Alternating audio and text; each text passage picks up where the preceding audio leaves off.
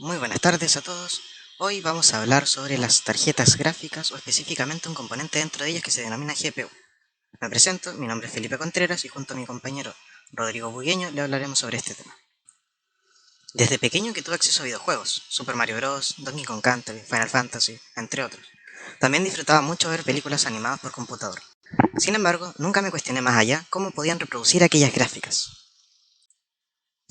Hoy en día, con la masificación del Internet, es común saber de gente jugando videojuegos. Uno de los más conocidos es el LoL, el cual mediante una interfaz bastante intuitiva busca derrotar al equipo enemigo en una batalla de 5 contra 5, destruyendo su base. Otro ejemplo bastante escuchado es Fortnite, una batalla campal donde el último sobreviviente gana. ¿Pero qué tienen en común estos videojuegos? Tener acceso, ya sea a un computador o un dispositivo móvil, es bastante fácil. Es ahí donde podemos jugar, ver videos e incluso diseñar nuestros propios programas. ¿Pero nunca se han preguntado cómo es esto posible? Uno de los componentes más importantes para modelar objetos en el computador son las tarjetas gráficas, y es sobre eso de lo que hablaremos el día de hoy. La GPU, o Graphics Processing Unit, es la parte encargada de la tarjeta gráfica de realizar los cálculos necesarios para mostrar eso, gráficos. Sin embargo, hoy en día no están dedicadas exclusivamente para esta tarea. Con ellas puedes trabajar procesos mucho más complejos en temas de investigación. Actividades que requieran de gran capacidad de cómputo pueden ser llevadas a cabo por esta componente. Es por esto y mucho más que hemos decidido llevar a cabo esta investigación. A grandes rasgos, la GPU no es más que un segundo procesador añadido que se encarga de aligerar la carga del procesador principal. Sin embargo, su funcionalidad es totalmente distinta y por ende su estructura y diseño. Como ya se mencionó, la principal tarea de la GPU es procesar gráficos, por lo que se está tratando como un hardware especializado para una determinada tarea, y como se es sabido en cuanto a tecnología, existe un trade-off entre versatilidad y eficiencia, por lo que, para el caso de la GPU, vendría siendo un hardware especializado en procesar gráficas, muy eficiente para su tarea, pero no muy versátil. Pero, ¿qué es lo que hace diferente a la GPU de nuestro procesador principal, y por qué es tan buena para la tarea para la cual fue diseñada? Para ello hay que describir el cómo se ven las gráficas a nivel de instrucciones del procesador. Las gráficas que se ven en nuestro monitor, ya sea en algún juego o en otra tarea, no son más que polígonos en el espacio bidimensional de nuestra pantalla, que a grandes rasgos no es más que matrices numéricas. Al realizar alguna interacción con ellas, no se estará haciendo nada más que operaciones elementales a dichas matrices, tales como simples multiplicaciones y sumas, por lo que, por más compleja que sea gráficamente una tarea, no se reduce a nada más que sus sumas y multiplicaciones sucesivas de matrices. Esta tarea parece relativamente sencilla, si no fuese porque en tan solo un fotograma existen alrededor de miles de matrices numéricas que calcular, y teniendo en cuenta que la frecuencia de nuestros monitores generalmente va por los 60 FPS, frames por segundo, estamos hablando de procesar millones de matrices por segundo. Dado lo anterior, incluso para un procesador convencional i7 de 4 núcleos se volvería una tarea bastante ardua, teniendo en cuenta que debe encargarse de procesar otras tareas fundamentales, aparte de solo calcular las gráficas en una interfaz, tardando muchísimo tiempo en procesar un solo fotograma. Sin embargo, no todo está perdido, ya que a diferencia de otras tareas con las que trabaja el procesador, el cálculo de matrices es una tarea muy fácil de paralelizar, y es donde entra en juego el rol de la GPU. Y es que estas poseen miles de núcleos de trabajo, que si bien no son comparables a los del procesador principal, en cuanto a desempeño individual específicamente, sí que pueden hacer operaciones básicas como multiplicaciones y sumas. Es por ello que podemos distribuir tranquilamente el cálculo de matrices a través de los núcleos de la GPU y superar ampliamente el desempeño que podría obtener el procesador principal haciendo la misma tarea, donde se habla de alrededor de miles de veces más rápido. En general, las GPU poseen miles de núcleos.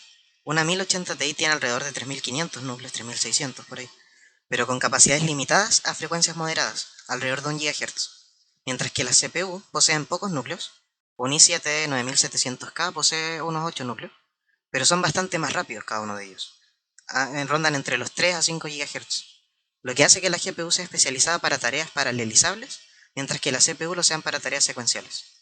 En términos de flops o floating point operations per second, la capacidad de cómputo de una GPU se encuentra en el orden de teraflops, mientras que el de una CPU tan solo se encuadra en órdenes de gigaflops.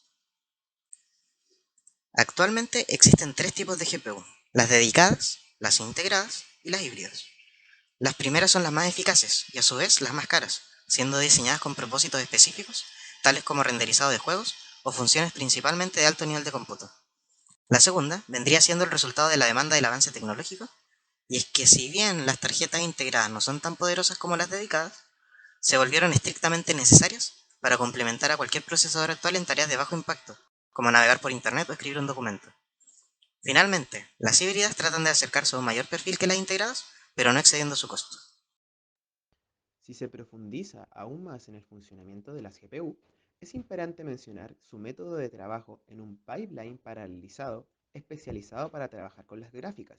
Lo que anteriormente se mencionaba es responsabilidad del pipeline interno de las GPU, lo que permite transformar la geometría compleja en simples píxeles llevados al monitor.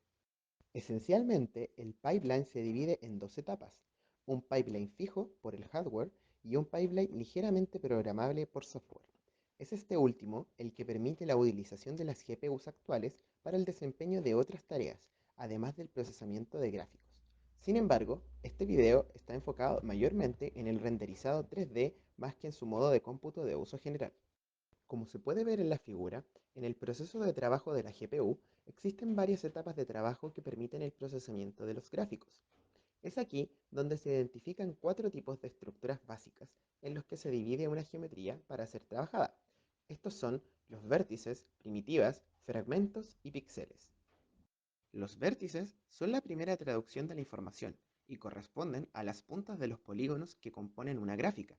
Las primitivas, por su parte, vienen siendo ya un polígono obtenido al unir los vértices entre sí por medio de un proceso de ensamblado de primitivas. Suelen ser triángulos en la mayoría de las GPUs. Los fragmentos son obtenidos a través del proceso de rasterización y corresponden, en simples palabras, a una extrapolación integrativa del área de las primitivas. Finalmente, al procesar cada uno de los fragmentos, se les asigna una identidad propia a cada uno de ellos, lo que se traduce como el color de cada píxel. Como hemos mencionado, cada una de las etapas de procesamiento no se reduce más que a sumas y multiplicaciones paralelizables. Sin embargo, existe una cierta secuencialidad en el renderizado de las gráficas, y es que no sería posible obtener píxeles al mismo tiempo que se ensambla su primitiva, lo que se conoce como stall.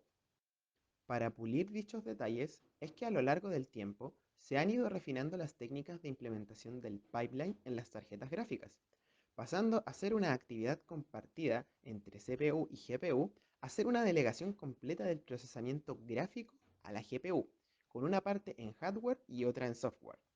En esta relación, la CPU pasa a ser el host, quien delega la información a procesar a la GPU, quien pasa a ser el device.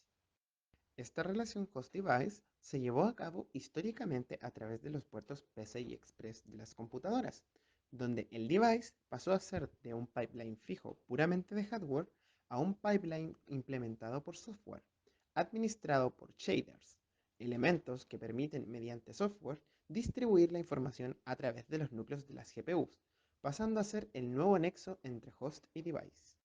En el caso gráfico, la mayoría de las tarjetas actuales ha optado por el uso de la arquitectura de shaders unificados, lo que permite que cada elemento de la GPU sea multifuncional y sea utilizable para cada una de las etapas anteriormente mencionadas. Es decir, se brinda a cada uno de los núcleos de la tarjeta la capacidad de procesar cualquiera de las tareas de renderizado, sin la necesidad de contar con un shader dedicado para cada tarea. Cada uno de los núcleos de la GPU accede a la memoria a través de tres niveles de caché, dos pequeños e individuales y un tercero compartido entre núcleos. Esto es a niveles generales. Sin embargo, cada arquitectura de GPUs distribuye las memorias como estime conveniente.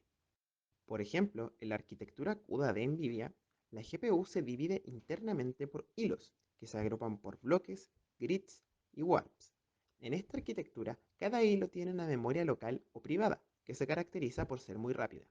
Los bloques poseen localmente una memoria compartida entre sus hilos, mientras que existe una memoria aún más grande llamada memoria global y es la que es accesible por todos los hilos de todos los bloques. Esta última es la que permite al host escribir y leer libremente la información de la GPU. Para finalizar, cabe recalcar el impacto que tiene esta materia en particular para los ordenadores modernos, y es que, como se vio anteriormente, es un tema para nada ajeno a nosotros, ya que día a día avanza exorbitantemente. Se aprendió con ello múltiples conceptos asociados a estructuras de computadores, distribuciones de memoria, paralelización de pipeline, entre otros conceptos claves tratados a lo largo de este video.